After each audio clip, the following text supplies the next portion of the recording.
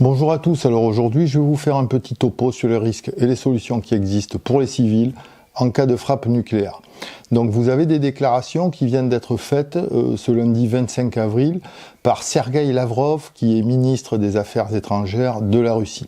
Alors ces déclarations stipulent que l'on serait pour la Russie, en tout cas du point de vue de la Russie, en Troisième Guerre mondiale, et que les risques nucléaires, de guerre nucléaire, seraient maintenant très présents. Alors premièrement, il faut identifier la menace. Donc je dois vous dire que la menace aujourd'hui, elle est crédible et qu'elle n'a même jamais été aussi crédible sur notre territoire. Alors je ne vais pas rentrer dans les détails, mais les armes auxquelles on pourrait faire face aujourd'hui sont des armes thermonucléaires, qui sont des armes à fusion nucléaire. Évidemment, vous avez beaucoup d'autres types d'armes nucléaires, mais pour partir sur une base de réflexion raisonnable et solide, on va dire que le standard, ce serait la tête nucléaire océanique de 20 mégatonnes. Alors, si ces menaces devaient se concrétiser, ce serait le type de frappe que l'on pourrait subir. Vous avez des armes nucléaires dites tactiques qui sont bien évidemment moins puissantes et d'autres qui au contraire sont 2 à 3 fois plus puissantes. Pour vous donner une idée, sur une frappe standard de 20 mégatonnes, par rapport à une zone d'impact, vous avez un rayon de 50 à 60 km où vous n'avez plus rien de vivant. Par rapport au souffle et au rayonnement thermique, en fait, vous avez une grosse montée en température qui provoque des brûlures excessivement graves.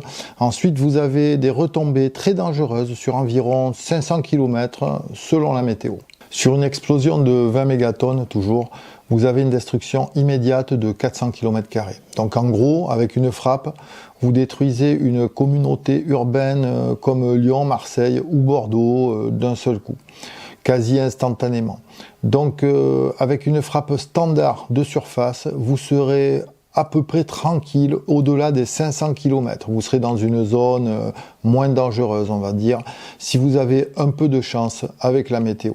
La première chose, c'est qu'il va falloir agir vite. À partir du moment où vous êtes informé ou alors que vous ressentez ou que vous avez entendu la détonation de type nucléaire, vous avez environ 15 minutes pour vous confiner.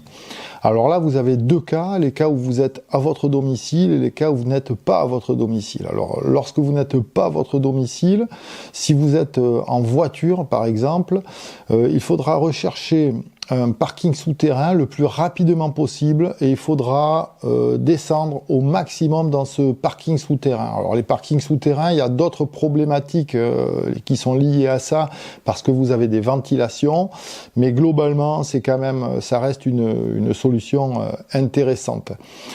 Si vous ne pouvez pas rentrer à votre domicile dans les 15 minutes et que vous n'avez pas de parking souterrain, il faudra sortir de votre véhicule. Il faut savoir que toutes les personnes qui seront prises dans des embouteillages ou qui seront en route dans leur véhicule à ce moment-là subiront de fortes irradiations et mourront rapidement de leurs blessures.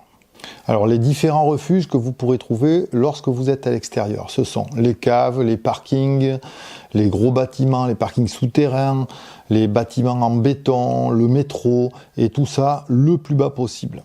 Dans le cas où vous êtes en voiture, vous pouvez aussi avoir du matériel qui vous sera très utile, on va voir ça après. Lorsque vous avez trouvé votre refuge, sachez que vous devez rester à l'intérieur pendant 72 heures minimum. Il faudra tenir avec les moyens du bord. Si vous sortez pendant ces 72 heures, vous n'aurez aucune chance de survie.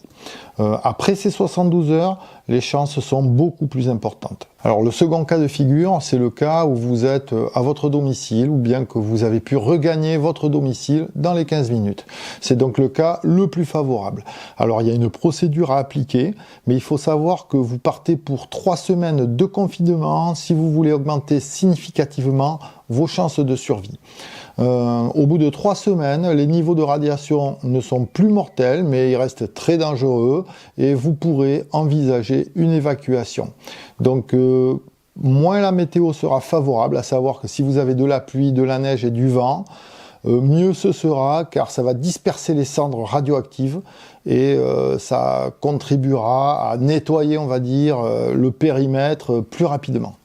Alors maintenant, la procédure lorsque vous êtes chez vous. Si vous rentrez, déshabillez-vous et débarrassez-vous de vos habits le plus rapidement possible. Vous pouvez les mettre dans un sac plastique, mais mettez-les à l'extérieur de votre logement. Vous pouvez les mettre aussi en vrac à l'extérieur dans l'urgence. Ne vous touchez pas le nez, ne vous frottez pas les oreilles ni les yeux si vous étiez à l'extérieur et que vous êtes rentré chez vous. En revanche, il va falloir vous laver scrupuleusement en commençant justement par les yeux, le nez, les oreilles avec des lingettes. C'est le premier lavage. Il vous faut des lingettes chez vous, nettoyez-vous l'ensemble du corps avec des lingettes, puis passer à un second lavage, à une douche avec du savon, mais du savon de base. Il faut savoir que vous avez des agents lavants combinés qui peuvent amplifier les problèmes. Donc du savon de base, du savon de Marseille, c'est très bien. Ensuite, il faut éteindre les VMC, absolument, les ventilations, fermez tout. Et calfeutrez-vous, calfeutrez toutes les ouvertures avec du plastique et du scotch que vous devez avoir en stock. Le but de cela étant de réduire au maximum votre exposition aux poussières radioactives. Donc dans l'urgence, vous pouvez vous occuper d'une petite pièce de votre logement. Par la suite, si tout se passe bien, vous pouvez agrandir votre espace de vie. Alors après l'onde de choc, ce sont les 24 premières heures qui sont vraiment les plus dangereuses. Donc les grosses poussières sont là et ce sont celles qui sont très toxiques, très contaminantes. Ensuite, vous avez des poussières plus fines qui le sont normalement un peu moins.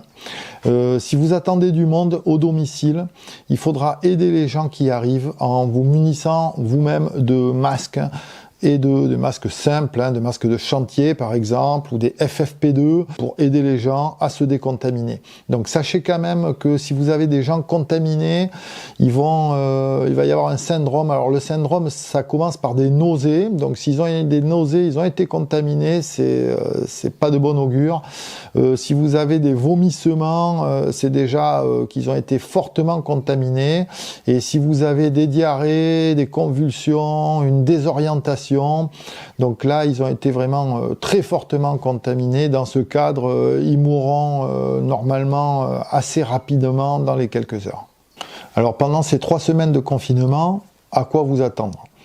A priori, vous n'aurez plus d'eau, plus d'électricité, plus de téléphone, plus de télévision et plus d'internet. Alors il se peut que vous ayez des flux qui fonctionnent encore, mais a priori, attendez-vous à ne plus rien avoir.